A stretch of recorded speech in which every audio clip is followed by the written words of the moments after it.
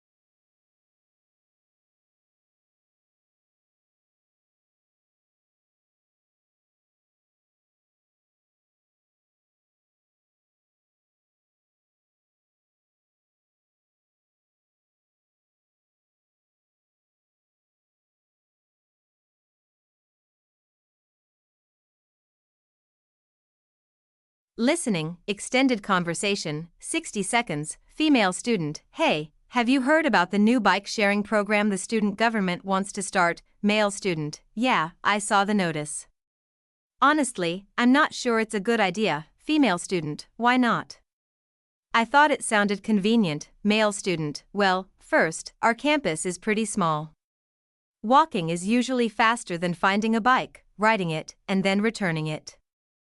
Also, maintaining the bikes and the stations will cost a lot of money.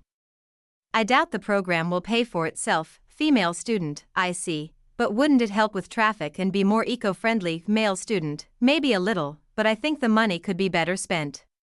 For example, the gym really needs new equipment, and our library could use more quiet study areas. Plus, having lots of students riding bikes at the same time might even cause safety issues in crowded spots. Overall, it seems like more trouble than it's worth.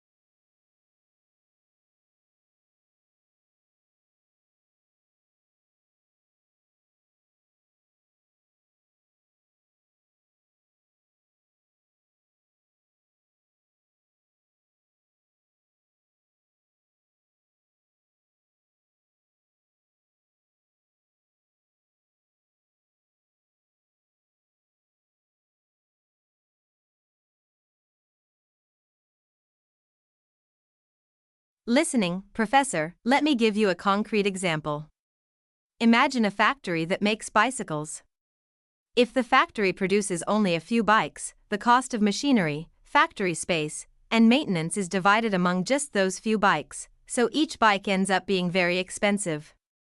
But if the factory produces thousands of bikes, the machinery and maintenance costs don't really change, and now they're divided among many more products, making each bike cheaper to produce.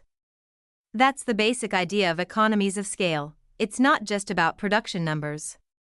Large factories can also buy raw materials in bulk, which reduces costs, and they can assign workers to specialize in specific tasks, which makes production faster and more efficient. But keep in mind, if the factory becomes too big, managing it can become complicated, and costs might rise again. So while economies of scale help reduce costs, there's always a balance companies need to maintain.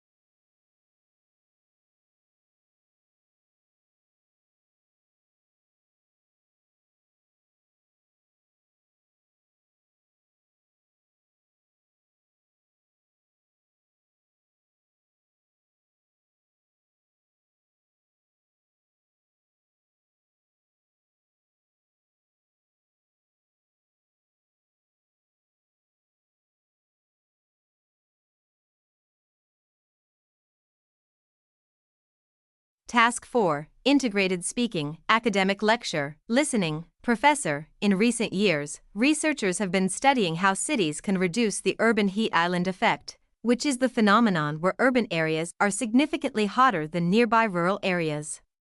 One effective method is planting green roofs. These are rooftops covered with vegetation, which absorb less heat than traditional concrete or asphalt surfaces. Green roofs can lower building and surrounding air temperatures, improve air quality, and reduce energy costs because buildings need less air conditioning. Another strategy is using lighter colored building materials, such as reflective paint or lighter pavement. These materials reflect sunlight rather than absorbing it, which helps keep streets and buildings cooler. Some cities have also started planting more trees and creating small parks.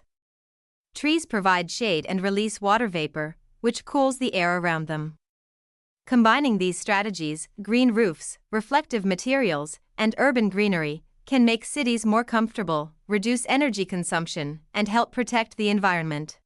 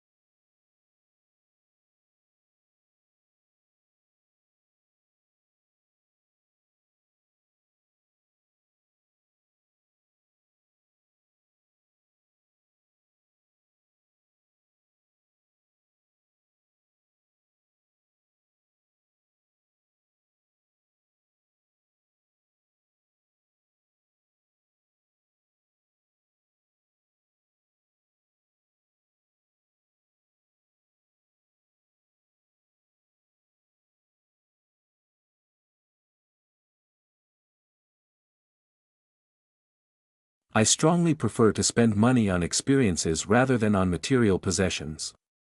Experiences, such as traveling, attending concerts, or taking workshops, create memories that last a lifetime. For instance, last summer I traveled to a national park with my friends. We hiked, camped, and explored new places together, and even months later we still talk about the fun we had and the challenges we overcame. These kinds of experiences not only bring joy but also help me learn new things and meet different people, which broadens my perspective.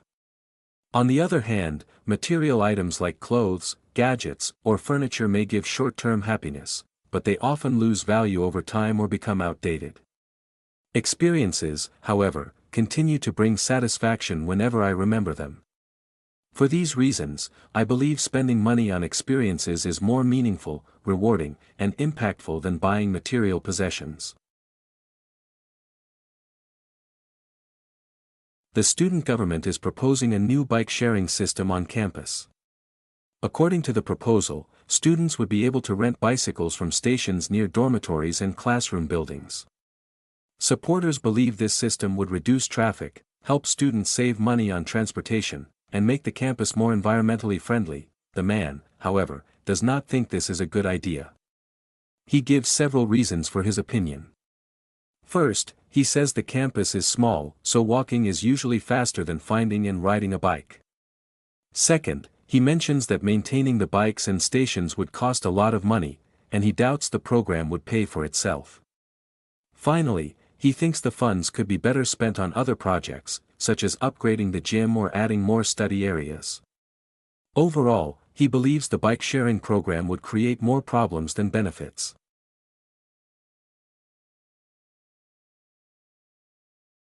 Social capital is the value created by networks of relationships among people. It refers to the benefits that come from trust, cooperation, and strong connections within a community. When people know and trust each other, they can share resources, exchange information, and work together more effectively. The professor provides an example from small neighborhoods. In these communities, neighbors often help each other in practical ways, such as looking after homes when someone is away or sharing tools like ladders, lawnmowers, or other equipment. Even though these exchanges do not involve money, they make daily life easier and more efficient for everyone. At the same time, they build trust and a sense of connection among residents. This example shows that social capital is not just about tangible benefits, but also about strengthening relationships, fostering cooperation, and creating a supportive community. In other words, social capital helps people achieve both practical and social advantages through their networks of trust. The lecture explains that cities can reduce the urban heat island effect, which occurs when urban areas are hotter than nearby rural areas, by using several strategies. First, planting green roofs can help. These are rooftops covered with vegetation, which absorb less heat than traditional surfaces. Green roofs can lower temperatures, improve air quality, and reduce energy costs because buildings need less air conditioning. Second, using lighter-colored building materials, such as reflective paint or lighter pavement, helps reflect sunlight instead of absorbing it, keeping streets and buildings cooler. Finally, planting more trees and creating small parks can provide shade and release water vapor, which cools the surrounding air. By combining green roofs, reflective materials, and urban greenery, cities can make themselves cooler, more comfortable, and more environmentally sustainable.